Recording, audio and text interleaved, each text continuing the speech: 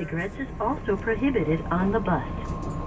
To protect yourself and others from COVID-19, federal law requires passengers wear a mask that covers the nose and mouth while on this bus. Refusal to wear a mask is a violation of federal law and may result in denial of boarding or removal, and passengers may be subject to penalties. All passengers age 2 and over must wear a face mask while on the bus for the duration of the trip, except for very brief periods to eat or drink. If you do not have a mask, ask your driver for one, and they will be glad to assist.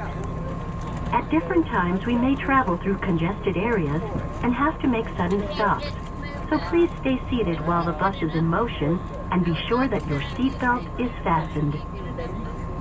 This bus has emergency exit windows and 2 emergency roof exits. Please review the instructions located on the windows so you know how to exit in the event of an emergency. For your convenience and comfort, the restroom is located at the rear of the bus. As you stand or move about, hold on to the seat back or the overhead luggage racks. Each seat is equipped with a power outlet. As a courtesy to other passengers, keep your cell phone on silent or vibrate mode.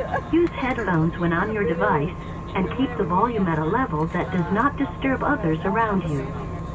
For your enjoyment, this bus is equipped with Greyhound's new onboard entertainment service with movies, audiobooks, and games.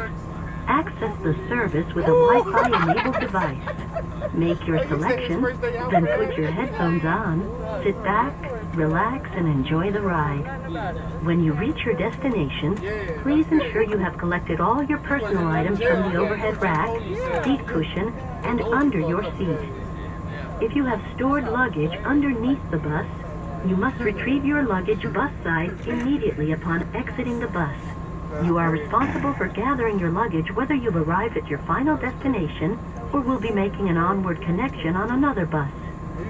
If there is anything else we can do to make your trip comfortable, including adjusting the temperature, please bring it to your driver's attention. And remember, keep your face mask on for the duration of the trip. It's required. Thank you for choosing to ride Greyhound.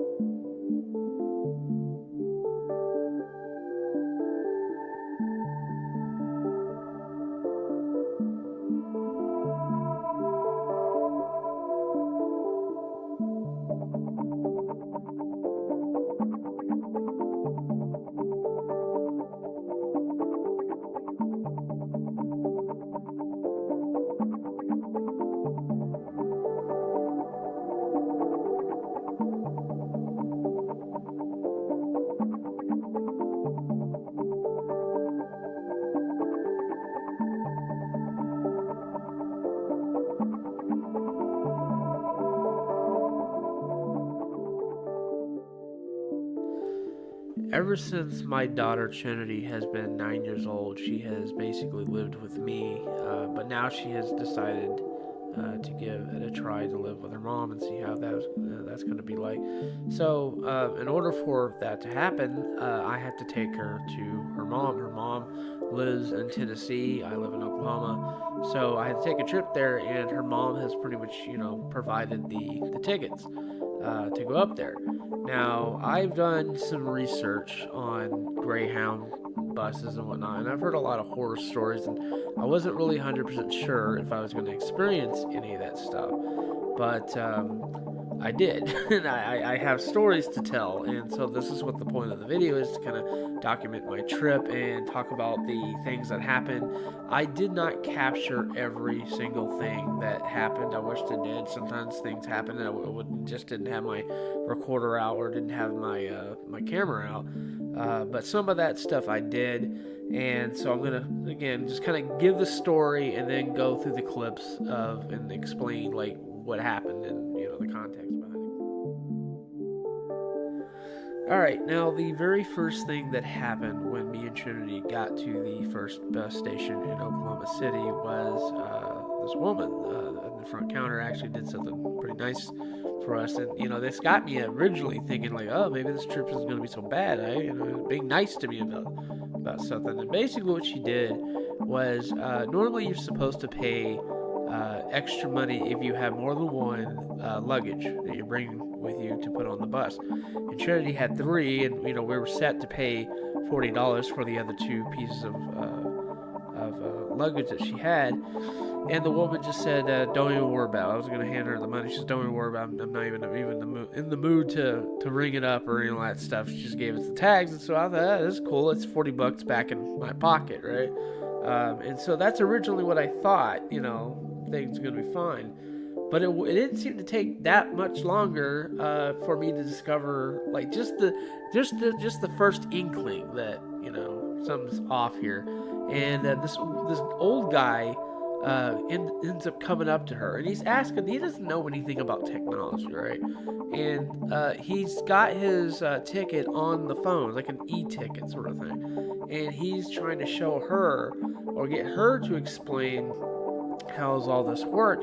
And instead of being a rational, normal human being, she ends up getting angry with him, like really angry. And I don't just mean like she had an attitude. I mean literally, she yells at him, tells him like, "I don't know, don't bother me with this." I don't know how all this stuff works. And then and then tells him pretty much to F off, pretty much. And the one thing I noticed with all of these employees is they may never have actually cursed at anyone, but they almost sound like they were just about to, right? They were just really up in their face with customers asking them the most simplest question. But either way, she tells him to pretty much to fuck off.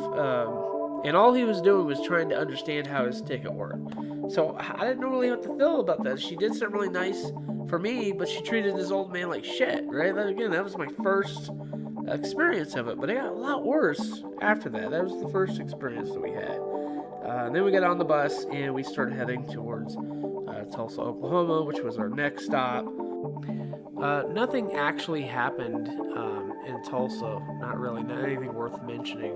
But what happened after that was funny because we ended up, we went through different states, but really, our next stop was at St. Louis, Missouri. Right? We went through Kentucky and whatever, but St. Louis, Missouri is where we ended up stopping at this bus station. When we were there, me and Trinity, we went to this place called Arch City Deli, and that place was terrible. It was terrible. But we ended up ordering 2 small personal pan pizzas there, and it looked okay, but when we ate it, at least when I ate it, it tasted like a butter croissant. It didn't taste anything like a pizza whatsoever. But we were both hungry and we didn't care, so we ate the pizza and I drank my Mountain Dew. And one other thing that happened there was this guy that apparently wasn't supposed to be on the premise ended up having the security guards get on to him and say, "Hey, you need to leave here. You're not supposed to be in here." And he's sitting there yelling at him and cussing at him and saying like, how dare you, tell me this? And you're going to make me stranded over here. I need to get on the bus, blah, blah, blah, blah. And they kept telling him, "No, we told you many times before, you're not even supposed to be on this premise, blah, blah, blah. You need to leave." And they started counting down, like, we're gonna get you, get you arrested if you don't, leave. They start counting 5, 4, 3, and he eventually leaves. But I found out through a security guard talking to another security guard that he left, but then he actually came back and they had to kick him out again. So that was that. And then there was this other thing that happened. And actually, I think this happened on the way. It did. It happened on the way to the St. Louis station. And you want to take a wild guess of the kind of people I saw get on the bus that literally when they were going in the hallway to get to the seat, the hallway of the bus, I looked up at them for about a few seconds. I looked down. I had to look up, like, what? Like, what? Like, huh? Guess what I saw? I saw the Amish people got on the bus, and I'm like, what? And I was sort of thinking, like, this ain't Halloween, right? Like, why are they dressed like Amish people? They're actually Amish people that got on the bus. And that's not the only sighting I had, right? But the thing is, I was like, no one's gonna believe me that I saw that Amish people got on this bus. So I had to try to take video of it. Well, I attempted the first time, and I think I only got maybe a glimpse of one of the men, because there was 2 men and there was a woman there. But I only got a glimpse of the man. And then I tried the second time when they were getting off the bus, and again, the only one I captured was one of the Amish guys that went on there. And that was that sighting. And I saw them again later on. I'll get into that in a second. But that was that St. Louis, Missouri. After we left that station is when we made it all the way to Nashville, Tennessee. And let me tell you this much. Now, all of the people, and yes, I'm going to say it literally, all of them, except for maybe 1 or 2 that I can think of, but pretty much everyone that works at Greyhound, they have no respect for the customers at all. They treat their customers like children. I mean, let me put it this way. They act like the Nazi regime. I'm not even joking or exaggerating. They literally treat everyone there as if they are the enemy. Because every single time I saw a passenger come up to the desk and ask them a simple question like what number was said, because they're on the intercom, nobody can hear that thing. And everyone's like, and the people are talking, there's noise and everything, nobody can hear the intercom. Somebody doesn't hear it, they come up there and say, hey, what was the number that was called? I've literally had the employees there say, did you not hear us the first time? Are you deaf? Like, they're just that mean. All of them, pretty much all of them, the ones that I went to in every station. Now, the one that I think that I experienced was the worst was the one in Nashville, Tennessee. That was the one that almost all of them were just absolutely rude. But here's the thing: the thing that happened there, other than the rude people, was that there was a restaurant there. It wasn't Art City Deli. It was actually worse than Art City Deli. Not by much. They were both pretty bad. But this one was literally just called restaurant. And I was making jokes about it. I'm like, how many people have eaten there and asked somebody else, like, hey, have you ever eaten at restaurant? And then the other person would be like, what restaurant? They'd be like, oh, restaurant? And then the other one's like, which restaurant? Like, oh, restaurant? Well, it's a restaurant in the bus station called Restaurant, right? Have you ever eaten at restaurant? And then, so yeah, that place was terrible. That place looked like people, like the people that work there, it looked like they bought all this grocery store food and they just put it on display. That's what it looked like. The cookies there looked like they came from like Oreo packages and shit. They didn't look like they were made in some factory or expensive factory. You know what I mean? It's like, or bakery. They didn't look like they were homemade or anything. They looked like literally came out of a fucking Oreo packet or a Keebler box packet or whatever. You know what I mean? But we left Nashville. We went to Chattanooga, Tennessee, and that's when I dropped Trinity off. Once I'd done that, I actually, to be honest, we actually were we got there later than we were supposed to, because there was not enough room on the first bus, and so they had us take a different bus that was going over there, and I ended up at the motel room that I was going to stay at. I ended up there later, and so I only had I only had a certain amount of time to stay up, and I ended up having to order pizza because they didn't have anything nearby. They didn't have any restaurants. They didn't even have a restaurant called Restaurant near that, or an Art City Deli. They didn't have any of that there at all. The only thing I was able to manage to do was order from Papa John's. So that's exactly what I did. Eventually I went to bed, and I only got 4 hours of sleep. And then when I woke up, the worst thing happened that I expected would probably happen, and I was worried about it, was I would wake up, and even though I had everything all planned out, that by the time I woke up, if I called the taxi, either the taxi would be late or no taxis available or something going wrong. Well, I called the taxi, and I was going to use my cash that I had on me, and but the thing was that the taxi was going to take forever. Like, literally said you're going to have to wait an hour. There's no way I can wait an hour. I'd miss my bus. So I had to think, like, well, I guess I'm just going to have to use my money that I'm glad I saved on my PayPal account to get the fuck out of here. So I ended up having to use PayPal and call an Uber with it. You know, like, I used PayPal to pay for it. So I made it. I made it to the Chattanooga station. And the Chattanooga station, my God, that thing was a lot more smaller than any of the other stations. There was only one guy working there. With all the other stations, they had all employees all over the place, but there was only one guy in the Chattanooga bus station. And that's when I just saw another sighting of a bunch of Amish people. This time I saw 2 kids, a wife, and 2 females. They were wearing the bonnet and everything. Now, the second clip I got of, technically be the third one, at the Chattanooga station, you can't see the female. The female's like on my right side, but you can see the guy, and you can see the little kids on there. But after that, I didn't actually go back to Tennessee until like the 3rd stop. The next stop, because I had to go back home, the route was a little different. I ended up in Indianapolis, Indiana, and let me tell you, that was the worst station out of all of them, because it was in the hood. Okay, I grew up in the hood. I know what the hood's all about. I know about the gangs and the gang violence. I was around that shit growing up, like, pretty much my entire life for a long, long time.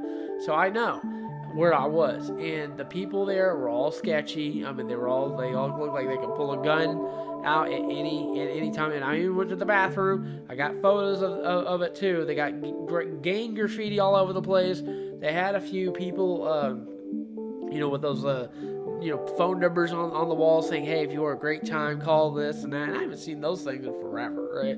But they had that there. There was even a guy there that just started rapping for all of us, pretty much. I have the audio clip, but I'm not even going to play it because you can barely make it out. A lot of the audio clips I actually was planning to put in this, it just isn't that great of quality. So maybe when I get my computer fixed still, because I'm doing everything on my phone. But when I get everything fixed, maybe I'll be able to clean it up, and I don't know what I'm going to do with it. But yeah, the guy started rapping and stuff, and eventually, thank God, I got out of fucking Indianapolis, Indiana, and eventually made my way back. And there really wasn't a whole lot that I can think of. I'm sure there was. I just can't really remember everything. But I know at one point I was I met this one woman who I don't know who she is or any of that stuff. But she was nice, but she sat right next to me and she kept accidentally poking me on the side. She kept saying, "Oh, I'm sorry." I'm like, "Oh, you're cool, you're fine." But she needed a charger for her phone, and then she even had to explain to me. She said, "Well, I just got out." She had a Southern belle. She's like, "Well, I just got out of jail, and the reason why I don't have a charger is because my charger was left out over in the jail cell or the jail area, and I offered to charge her phone for her because I had a portable charger and she had the same cable and whatnot, so I charged her phone for her. And after she got off the bus, she's like, "Oh, thank you, you're so sweet." And then way later, when I came back to Tulsa, the Tulsa station, I ended up meeting this one guy that kept talking to me. He was an older man. He just kept talking and talking and talking and talking all the way through. I couldn't find nobody there. Get back in, so I took off. So How'd you get lost? I just took off. I knew where I was at. I was trying to get back in the house.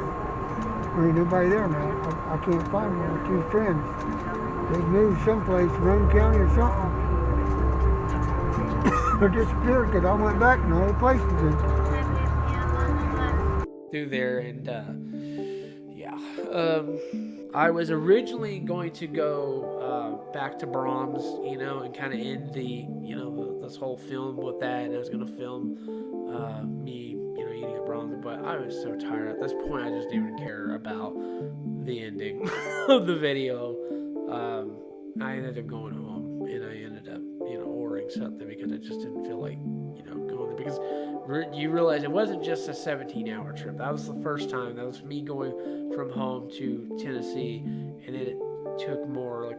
So the whole trip in itself was about 3 to 4 days, of nothing but riding on a bus. And there's a lot of other things that I might go into, and maybe in a later video about how bad it really was. But I really want to stress this out, that the employees that work for Greyhound do not care about the customers at all, period. On the flip side of that, to be fair, there's also a lot of stupid people that get on that bus. In fact, I found out that one of the rides that I was on, it was actually the one I came back to the Tulsa one. The next driver, after this one professional one, I have actually a recording of him. I'll go ahead and play the recording of the only professional driver we had. And when I go back and investigate it, if one of the passengers corroborates the originating passenger statement, then the offending passenger will be removed from the bus, and the offending passenger will have to pay for any type of ticket fees or hotels or anything that's connected with that. So make sure you have your mask on, please, covering the nose and mouth for your entire portion of the trip. Thank you very much. Talk to you all later in the morning.